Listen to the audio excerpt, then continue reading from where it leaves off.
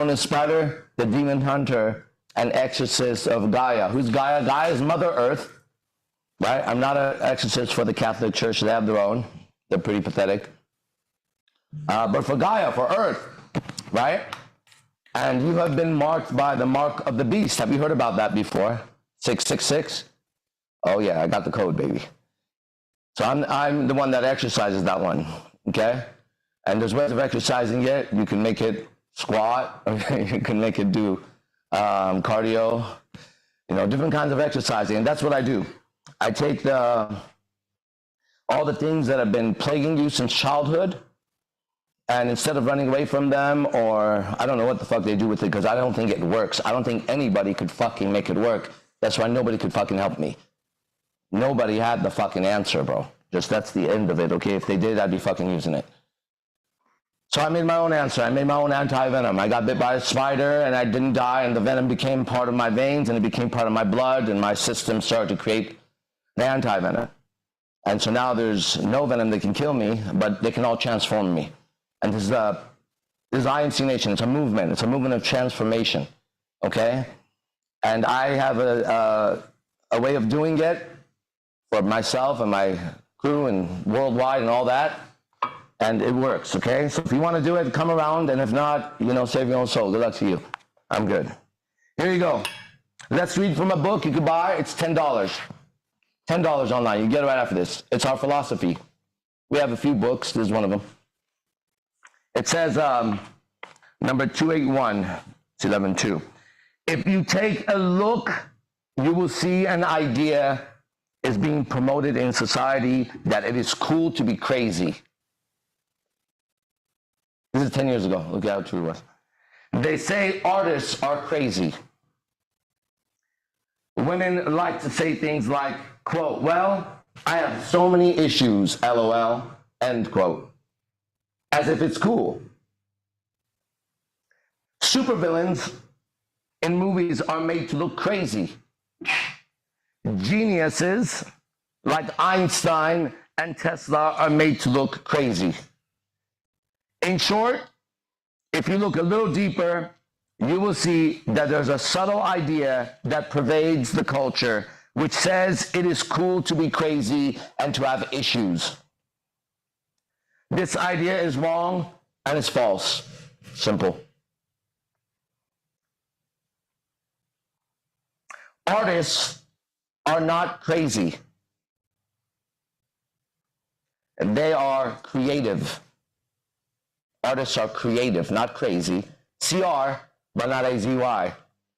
Maybe AZD, crazed. But they are creative, right?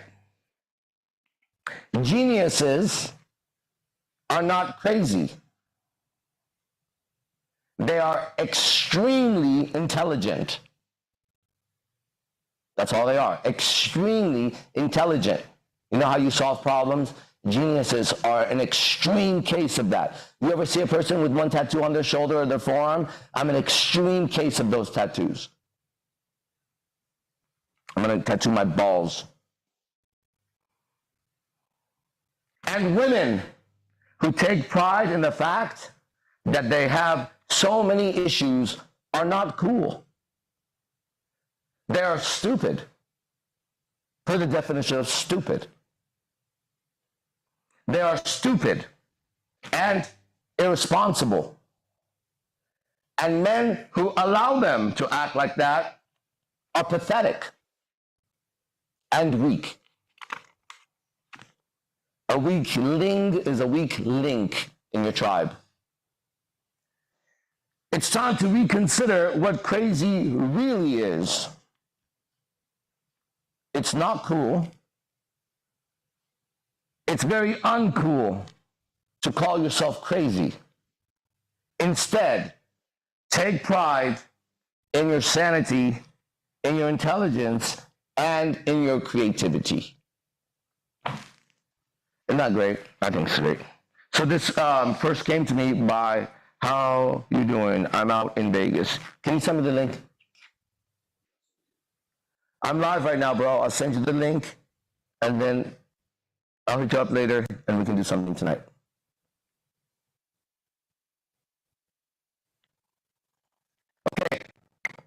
So,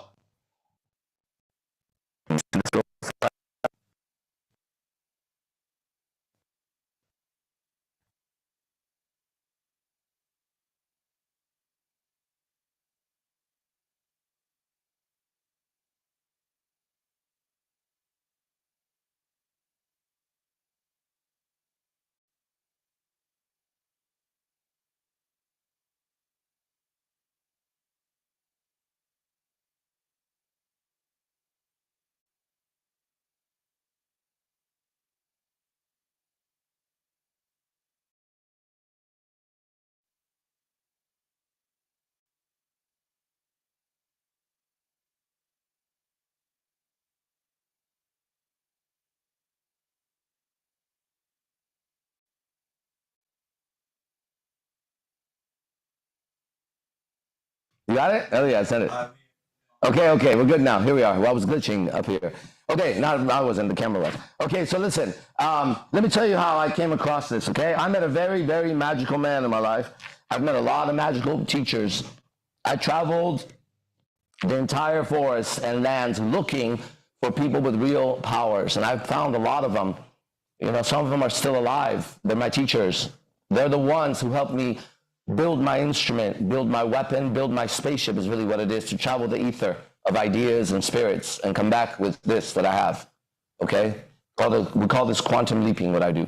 And one of those first main teachers, one of the ones that really had everything to do with us being here, his name was Manu Tupo. And he was disguised as an acting coach, and all these great teachers are always disguised as something else. It's very interesting, you know. The disguise is to make it unbelievable, like myself, actually. You know, you're supposed to find this temple where I sit in right now by going through a lot to get here. You're not supposed to find it easily, and then you just can't. I know what it takes for me to get here. So these teachers are all disguised, right? And they're all 7 notes of the rainbow and the 7 colors of the rainbow and the 7 notes and the 7 chakras and the 7 sevens. You know, they're the ones who went from 666 beast to 777. And so they, Manu was a magician like no other. He had the ability to weave and cast a spell. And you know how Midas, the king, would touch things and turn to gold. Manu had a different ability. Manu could touch things, whether with his words, with his intelligence, really, right? Whatever he could touch, he had the ability to turn something that was totally ugly to everybody else, and then he would make it be the most beautiful thing you've ever seen in a museum. I'll give you an example of something right now. This is something that Manu had done with me. One time, Manu and I travel in different realms, so I speak my own language, take it as you will. One time, Manu and I were traveling somewhere, and we went, and there was so many roses, and there was so many flowers, and it was overwhelming. Imagine walking with just the fragrance of this thing. And there was people taking pictures and picking flowers and smelling the roses, just tons of people, right? And then he said, what do you think about these flowers? I said, they're beautiful, majestic, you know, everything you would say if you walked into a garden like that. And he said, well, do you see any wilted flowers here? I said, no. He said, what about the soil? I said, it's fucking great.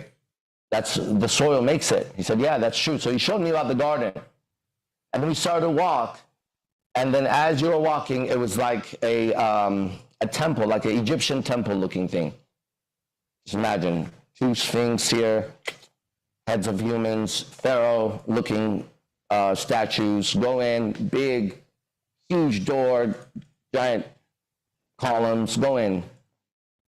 But not everybody could get in because there was guards outside. And there was a line, and all those people waiting in line for that were different than the people in the garden. People in the garden, it was all kinds of people, kids picking their fucking noses, dogs pissing on the side of the thing. They had a little place for dogs and shit. They wanted everyone to be there. But this was different. There was a line, and what we saw was interesting. The people in the line were different. There were vampires and werewolves and magicians and sorcerers and witches and different spirits from different generations. And he He said, look, and I was attracted to that, obviously. I didn't want to be like the regular sheep. I didn't want to be mediocre. I want to have nothing to do with them, actually. I like the flowers, but I don't like the smell of those people. They were stingy. They smelled like laziness and death and lies and cheating and just pestering nastinesses. But the other place looked real clean and pristine, and they were waiting in line. And Manu, being who he was, walked me right up to the front, passed the line. Everybody looked at him, whispered about him and me. I felt cool. Then the gate person let us in, and we walked. As we walked, it was this incredible, what would it be, an Egyptian temple? You know, there's hieroglyphs. Just walking through, just every wall, every piece, so beautiful. Very few people walking, quiet whispers, a sense of admiration, like you walk into a church. But then you could see at the very end, there's a little gathering. And he said, we're going over there. And we went over there, and everybody parted, and Manu and I walked up front. There was a red rope like this with 2 black poles holding people back with a giant red carpet.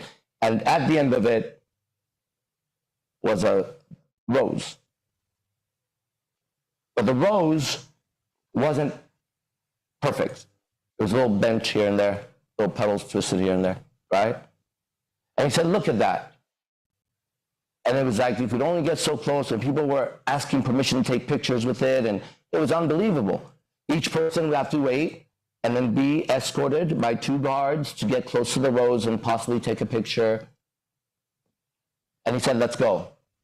And we just started walking through. They let us in, and we got close to the rose. And he said, take a look at the rose. And I looked, and it was like Tupac said. This thing was different, because in the concrete of this beautiful temple, somehow a rose had grown from the concrete. And it was a miracle. And they didn't know how. And he said, that right there, that's IMC Nation. That's you. That's beauty. Is that you're growing out of no soil. And you have to break through all of that concrete to just breathe. That's what we do. Okay? That's my lecture. So now we're going to go into the next class, which is for men only. I'm about to change you like this. All right? See you in the next one. Push.